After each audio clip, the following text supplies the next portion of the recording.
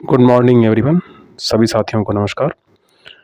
आज का सेशन किसी करंट अफेयर्स के टॉपिक पर नहीं है, कोई करंट मुद्दा नहीं है।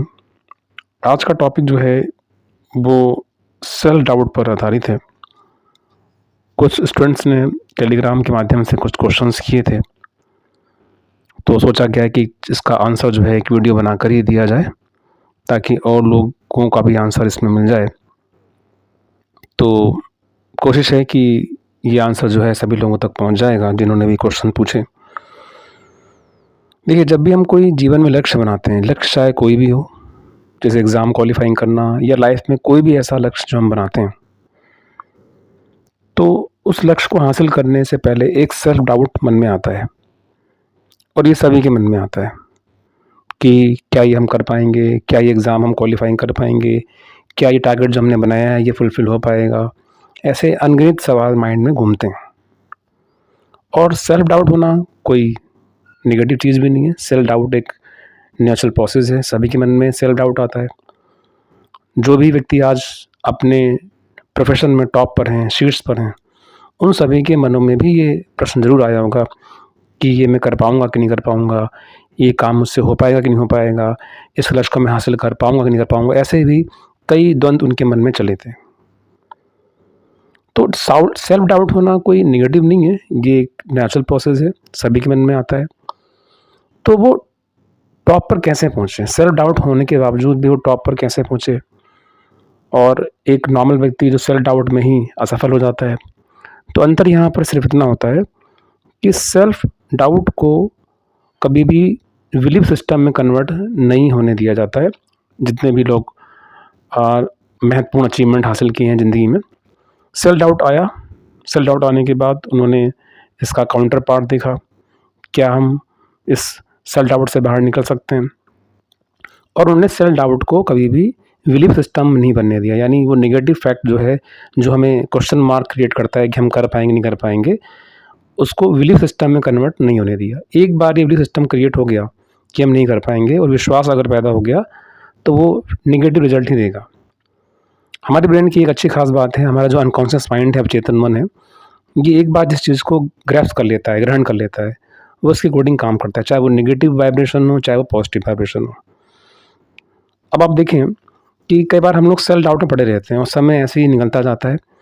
तो अगर हम विचार करें, अगर आप बैंकिंग सेक्टर की तैयारी कर रहे हैं तो आपने देखा होगा इस बार जनवरी के आसपास जो है नोटिफिकेशन आउट हुआ था आईबीपीएस का, कैलेंडर जारी हुआ था। इस कैलेंडर में सभी वैकेंसीज का ब्यौरा दिया हुआ था। आइए देख लेते हैं जल्दी से। एसएससी का भी कैलेंडर इसी बीच जारी हुआ था। एसएससी का भी कैलेंडर आप देखेंगे जनवरी मंथ में ही जारी हुआ था। या किसी भी एग्ज़ाम की आप तैयारी कर रहे हैं तो जनवरी मंथ में बहुत सारे एग्ज़ाम के कैलेंडर जारी होते हैं। बैंकिंग सेक्टर में आप देखेंगे ये कैलेंडर है जिसमें पीओ का एग्ज़ाम जो है प्री एग्ज़ाम 22-23 अगस्त को मेंशन है। उसके बाद मेंस एग्ज़ाम 4 अक्टूबर को मेंशन है। उसके बाद आप देखेंगे जो क्लर्क का एग्ज़ाम है ये 10-11 अक्टूबर से मेंशन है और उसका मेन 27 तारीख को है, और एसओ का एग्ज़ाम भी शेड्यूल है। कैलेंडर देखकर बड़ा ही मोटिवेशन आता है कि भाई एग्ज़ाम हम क्वालिफाइंग करेंगे, और 2-3 दिन के बाद वो मोटिवेशन जो है गायब हो जाता है। हमें लगता है कि हमारे पास बहुत अधिक समय है, और ये समय कैसे निकल जाता है पता चलता ही नहीं है।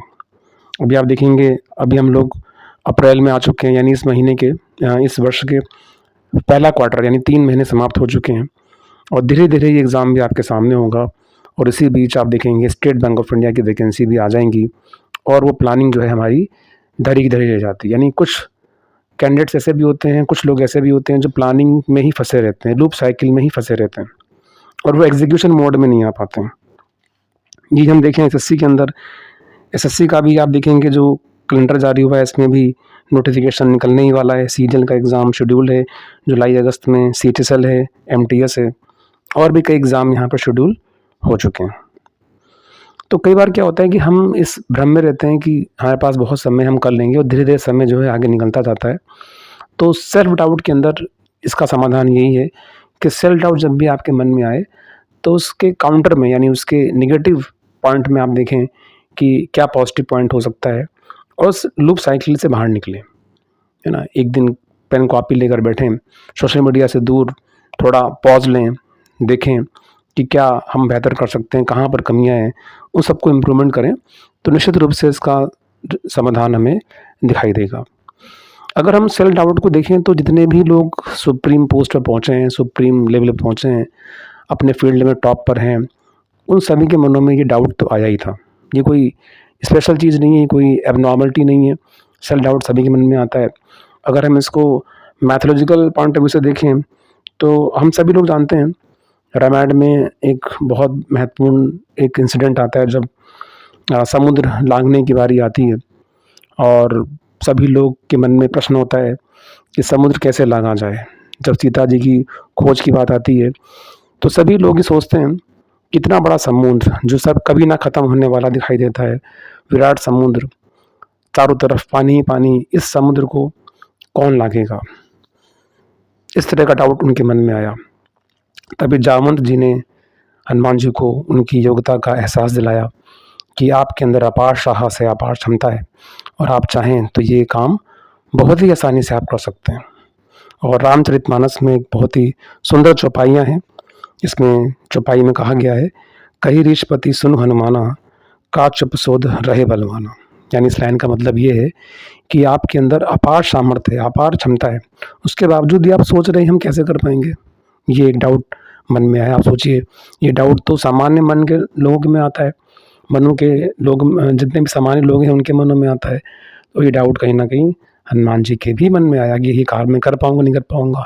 हनुमान जी जो कि सामर्थ्य शक्तिशाली विराट रूप धारण करने वाले, तो तभी जामवंत जी ने इनको एहसास दिलाया कि आपके अंदर अपार क्षमता है और आप ये काम बहुत ही आसानी से कर सकते हैं। जैसा कि हम लोग जानते हैं, रामचरितमानस में और रामायण में हम लोगों ने पढ़ा है, क्या देखा है कि हनुमान जी को श्राप मिला था कि वो अपनी सामर्थ्य को भूल जाएंगे और जब उनको एहसास होगा इस बात का तो कोई भी कार्य वो आसानी से कर सकते हैं। ये हम सब भी लोग जानते हैं। अब यहाँ पर हमें ध्यान रखना है कि हनुमान जी के पास तो जामवंत जी थे जिन्होंने उनकी शक्ति का एहसास दिलाया, और आज के युग में तो हमें अपना जामवंत स्वयं ही बनना होगा। हमें अपनी क्षमताओं को स्वयं ही विश्वास करना होगा, स्वयं ही अपनी क्षमताओं को आगे लेकर बढ़ना होगा। तो निश्चित रूप से हम जीवन का कोई भी लक्ष्य जो है हम हासिल कर सकते हैं। जब भी मन में लगे कि हम कुछ नहीं कर सकते हैं, इस चौपाई को ज़रूर याद रखें और अपनी शक्ति को पहचानें। वास्तव में अगर देखा जाए, ये सिर्फ कहने की बात ही नहीं है। अगर हम देखेंगे तो ऐसी अपार क्षमताएँ, अपार सामर्थ्य हम सभी लोगों के अंदर होता है, लेकिन हम इसको बिलीव नहीं करते हैं, इस पर विश्वास नहीं करते हैं। तभी हमें लगता है कि ये काम हम कर पाएंगे नहीं कर पाएंगे, और वहीं पर सेल्फ डाउट आना शुरू हो जाता है। कई बार बहुत से लोग परिस्थितियाँ अनुकूल होने का वेट करते हैं कि परिस्थितियाँ अच्छी हो जाएँ तभी हम काम करेंगे। परिस्थितियाँ कभी अच्छी नहीं होती। हमें ऐसी ही परिस्थितियों में, जो भी करंट सिचुएशन हमारे पास है, इसी सिचुएशन में ही हमें प्रयास करके सफल होना है। कभी ज़िंदगी में कोई सफल जितने भी लोग रहे हैं उनके सामने परिस्थितियाँ विपरीत ही रही थी। और कई बार ये भी होता है कि हम पुरानी चीज़ों में फंसे रहते हैं, पुरानी चीज़ों को याद करते रहते हैं। तो जो अभी भी देखिए कमबैक करने का समय है, अभी भी कमबैक किया जा सकता है। जो भी कुछ पास्ट में हुआ उसको भूल जाएँ। जो भी हमने समय वेस्ट किया, जो भी हमने लक्ष्य से हटकर कुछ भी किया, वो सब चीज़ों को सोचने का समय नहीं है। अपने आप को कोसने का समय नहीं है, अपने आप को कोसना भी नहीं चाहिए और लेट इट गो हमें करना चाहिए। अपने आप की गलतियों को माफ़ करके आगे बढ़ने का हमें विचार लेना चाहिए, तभी हम किसी एग्ज़ाम को क्वालिफ़ाइंग कर सकते हैं। और इस पर एक बहुत ही प्रसिद्ध कोट भी यहाँ पर आप देख सकते हैं, शायद आपने पढ़ा भी होगा। स्वामी विवेकानंद जी ने एक बहुत ही महत्वपूर्ण बात बोली थी कि पुराना धर्म ये कहता है कि जो भगवान को ना माने वो नास्तिक है।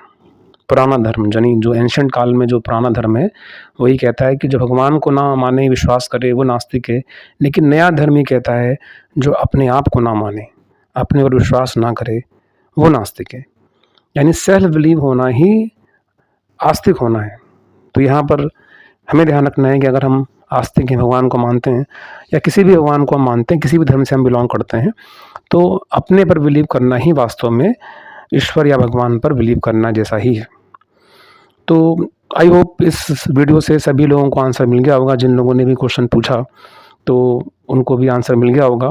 तो सभी लोग तैयार रहें, आने वाले समय के जो एग्ज़ाम है उसको देखते हुए तैयारी में लग जाएं।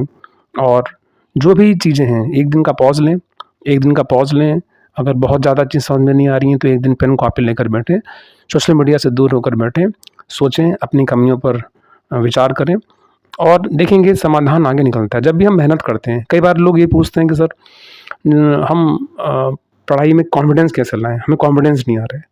तो कॉन्फिडेंस किसी दुकान पे नहीं मिलता, कॉन्फिडेंस कहीं आप ऐसे अर्न नहीं कर सकते। कॉन्फिडेंस गेन करने का एक ही तरीका है कि जिस दिन आपको कॉन्फिडेंस नहीं आ रहा है, उस दिन आप थोड़ा ज़्यादा पढ़िए। जिस दिन हम ज़्यादा पढ़ते हैं, उस दिन कॉन्फिडेंस अपने आप ही आता है और अपने आप ही हमें लगता है कि ये कोई भी कार्य जो है हम आसानी से कर सकते हैं। तो यही इस वीडियो का कंक्लूज़न भी है, इसी वीडियो का ये पर्पस भी था कि जो भी लोग इस वीडियो को देख रहे हैं, इस वीडियो के जो मेन पॉइंट हैं उसको देखें। इस चौपाई का हमेशा ध्यान रखें, इस चौपाई को मन ही मन याद रखें कि हमारे सभी के अंदर अपार क्षमता है, अपार सामर्थ्य है, उस पर बिलीव करिए तो निश्चित रूप से कोई भी लक्ष्य हम आसानी से हासिल कर सकते हैं। क्योंकि सारे एग्ज़ाम लाइन अप हो चुके हैं, बहुत से एग्ज़ाम इस बार आने वाले हैं। इस साल आपके लाइफ में जो भी आपने लक्ष्य बनाया है गवर्नमेंट जॉब का, वो आपको हासिल हो। तो इसी के साथ हम लोग आज का वीडियो ख़त्म करेंगे। जो भी लोग इस वीडियो को देख रहे हैं, अगर वीडियो आपको पसंद आ रहा है तो ज़रूर इसको लाइक सब्सक्राइब करिए। वीडियो को सब्सक्राइब करने से या लाइक करने से ये मालूम चलता है कि इस तरह की वीडियो को आप पसंद कर रहे हैं या ऐसी वीडियो और भी हमें बनानी चाहिए। नेक्स्ट वीडियो में हम लोग डिस्कशन करेंगे वीकली करंट अफेयर्स का और क्वेश्चन आंसर डिस्कस करेंगे। तो आज के लिए इतना ही। Thank you so much.